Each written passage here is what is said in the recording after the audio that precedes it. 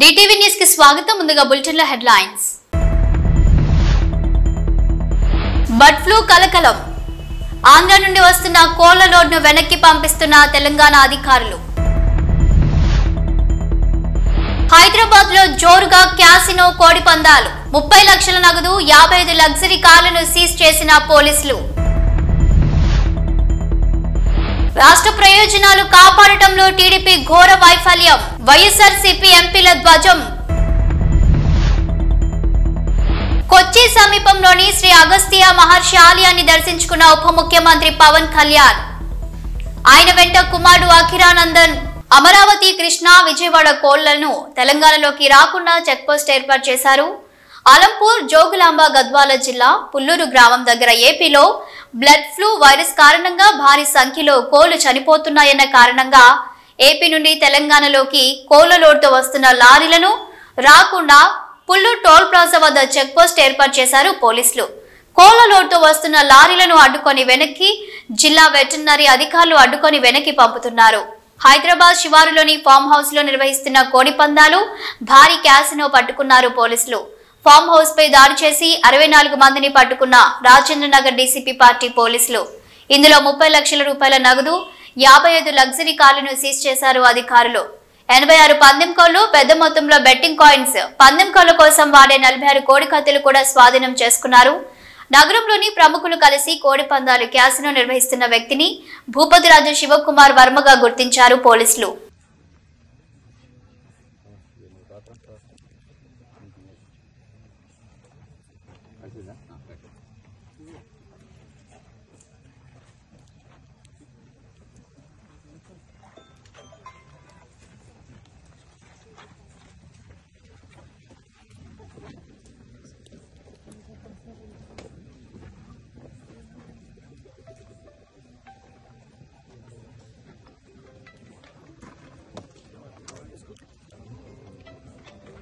కేంద్ర ప్రభుత్వంలో కీలక భాగస్వామిగా ఉండి కూడా రాష్ట్ర ప్రయోజనాలు కాపాడటంలో తెలుగుదేశం పార్టీ ఘోరంగా విఫలమైందని వైఎస్ఆర్సీపీ పార్లమెంటు సభ్యులు మండిపడ్డారు.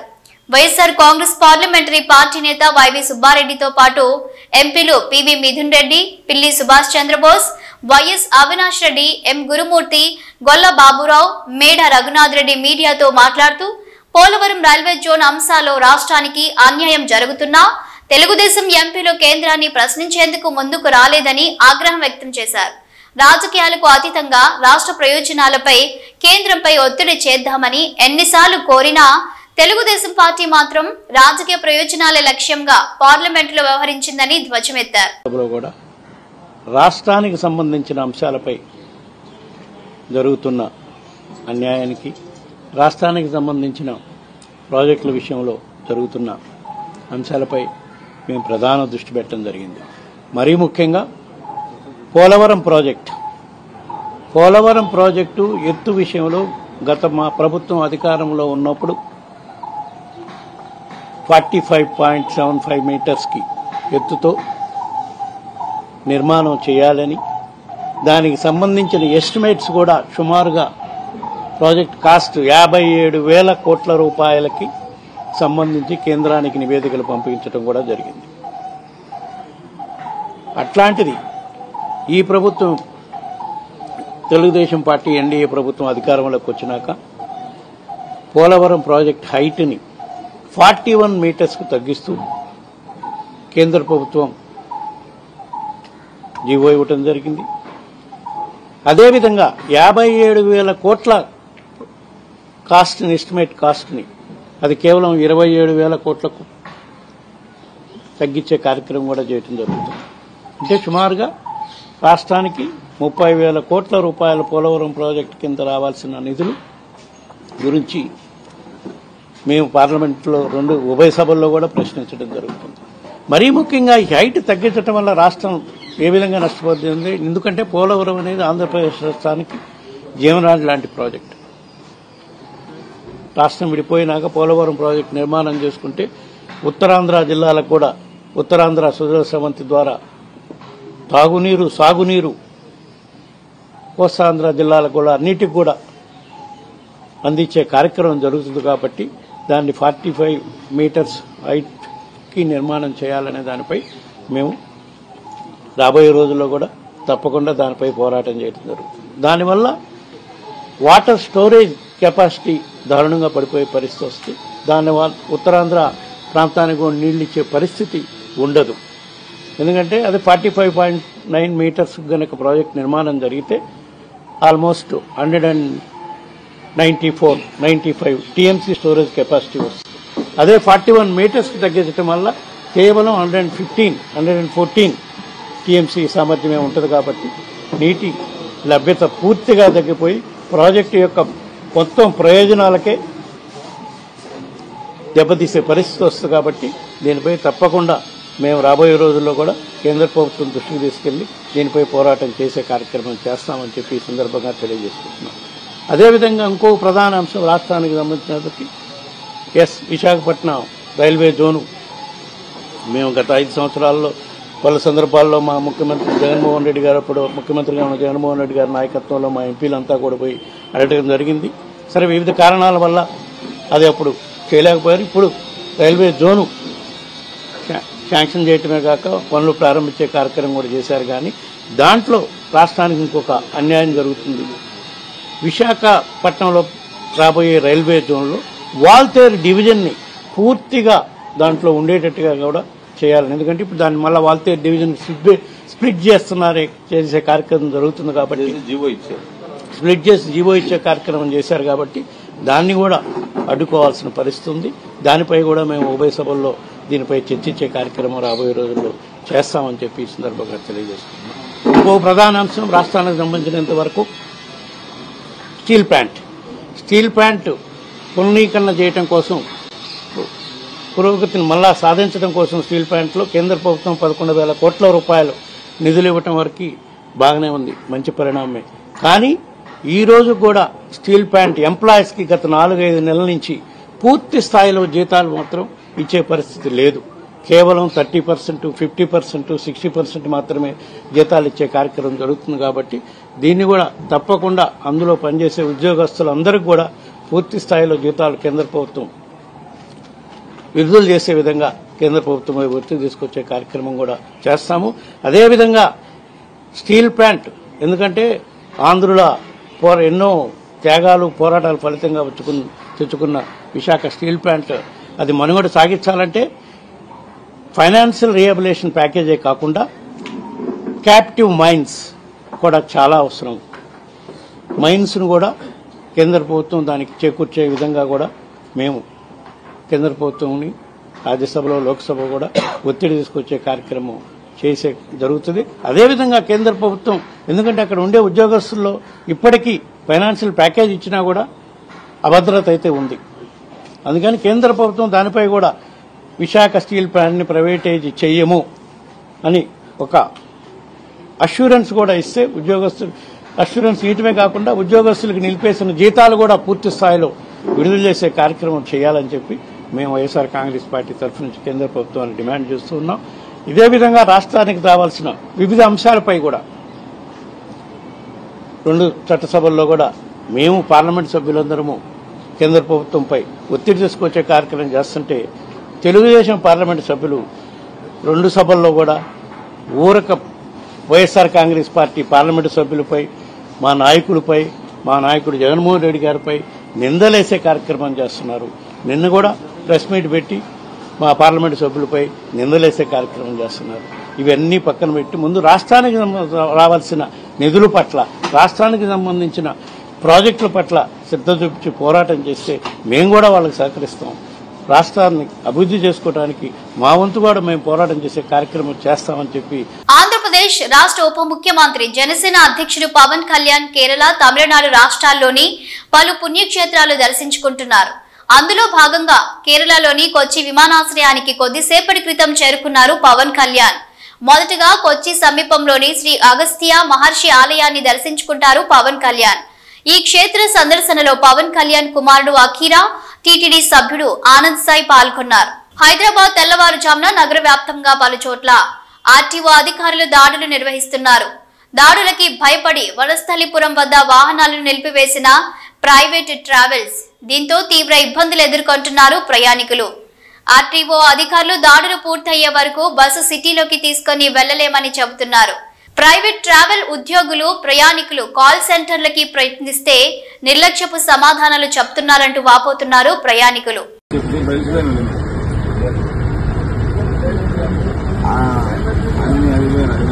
సుచిత్ర పట్టుకొచ్చి అన్నారు. సుచిత్ర పట్టుకొని దాంట్లో చేసేటప్పుడు సుచిత్ర పట్టుకొచ్చినప్పుడు ఏం చెప్తారంటే అన్నా మీరు చేసి ప్రమించండి అంటారు. మామూలు తిరిగి డబ్బులు తీసుకుని ఇప్పుడు వాళ్ళకి వాళ్ళు ఏమంటారంటే వాళ్ళు క్యాబ్లు బుక్ చేసుకుని ఆటో బుక్ చేసుకుని వాళ్ళు రీఫండ్ కొడితే వాళ్ళు వెళ్ళిపోతారు.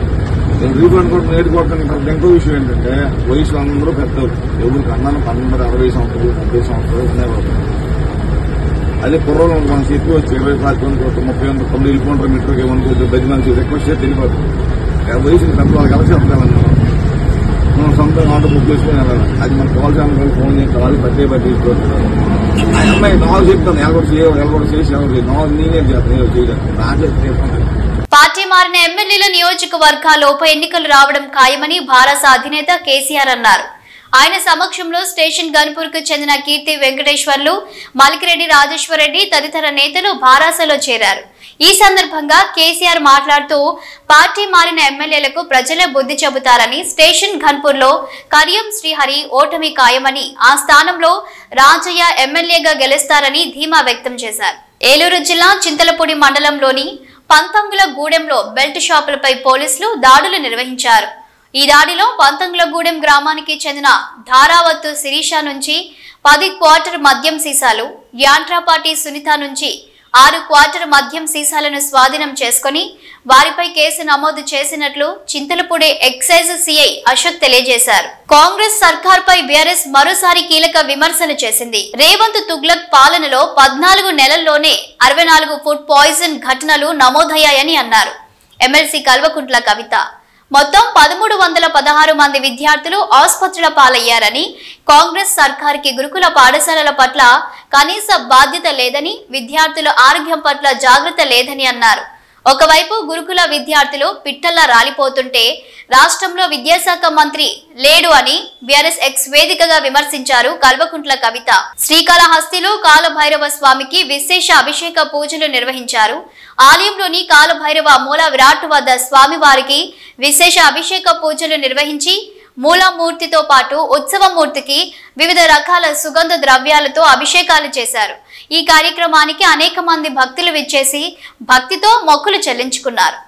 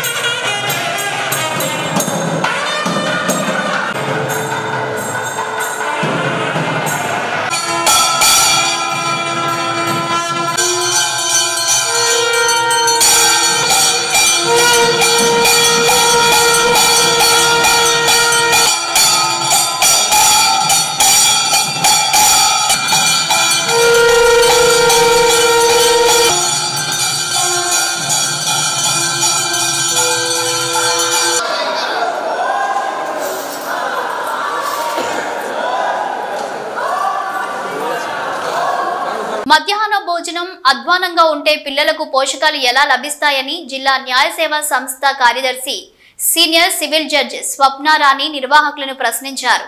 పెద్దపల్లి జిల్లా కేంద్రంలో పలు యూపీఎస్ జడ్పీ బాలురావు ఉన్నత పాఠశాల అంగన్వాడీ కేంద్రాలను ఆమె పరిశీలించారు. ఈ సందర్భంగా యూపీఎస్ లో మెనూ ప్రకారం భోజనంలో సాంబారు, మిక్స్డ్ వెజిటేబుల్ కూర వండాల్సి ఉండగా నిర్వాహకులు కేవలం బెండకాయ చారు పెట్టడంపై న్యాయమూర్తి ఆగ్రహం వ్యక్తం చేశారు. అదే ప్రాంగణంలో జడ్పీ బాలురా పాఠశాలలో భోజనంలో పురుగులు వస్తున్నట్లు విద్యార్థులు న్యాయమూర్తి దృష్టికి తీసుకువెళ్లారు. నిర్వాహకుల తీరు, విద్యార్థులకు అందాల్సిన భోజనం అధ్వానంగా ఉండటంపై సంబంధిత అధికారులతో మాట్లాడి చర్యలు తీసుకుంటామని చెప్పారు. అంగన్వాడీ కేంద్రంలో బియ్యం ముక్కిపోవడంతో, తొట్టెలు కట్టడంతో నిర్వాహకులపై ఆగ్రహం వ్యక్తం చేశారు. ఇలాంటి భోజనాన్ని విద్యార్థులకు ఎలా వడ్డిస్తున్నారని నిర్వాహకులు నిర్లక్ష్యం వీడాలని సూచించారు.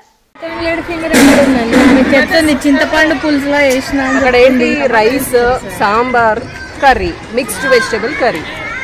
వాళ్ళు ఏం చేస్తున్నారు, సాంబార్ని కర్రీని మిక్స్ చేసి ఒక పులుసులాగా చేసి ఇస్తున్నారు. సాంబార్ కూడా లేదు మేడం, అందులో కాదు, అది ప్రోటీన్ కూడా లేదు. మిక్స్డ్ వెజిటేబుల్ ఏది, వాళ్ళ న్యూట్రిషన్ వాల్యూ ఏమైపోవాలి ఆ పిల్లలకి?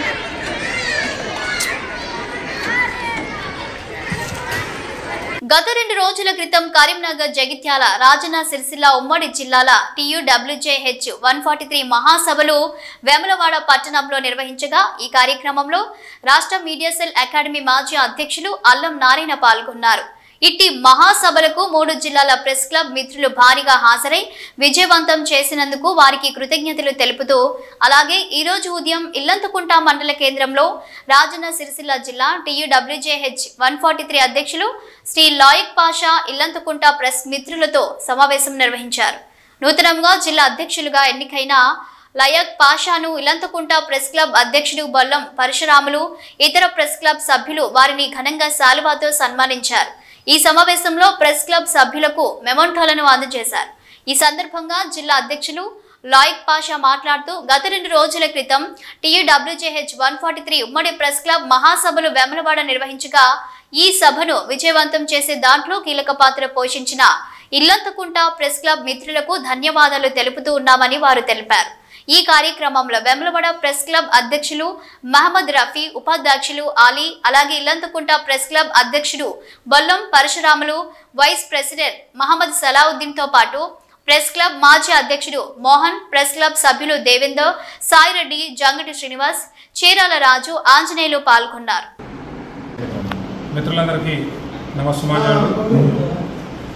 ఈరోజు రాజన్న సిరిసిల్ల జిల్లా ఇల్లంతకుంట మండలం ప్రెస్ క్లబ్ మిత్రులను కృతజ్ఞతలు తెలిపేందుకు విచ్చేశాం. నేను, మా వేములవాడ ప్రెస్ క్లబ్ అధ్యక్షులు రఫీ, వైస్ ఉపాధ్యక్షులు అలీ. ముఖ్యంగా గత 2 రోజుల క్రితం వేములవాడ పట్టణంలో జరిగిన 3 జిల్లాల మహాసభకు ఇల్లంతకుంట మండలం కేంద్రం నుంచి పెద్ద సంఖ్యలో జర్నలిస్టులను తీసుకొచ్చి మహాసభను విజయవంతం చేయడంలో కీలక పాత్ర వహించిన ఇల్లంతకుంట ప్రెస్ క్లబ్ సభ్యులను అభినందిస్తూ వారికి ప్రత్యేక కృతజ్ఞతలు తెలిపాం.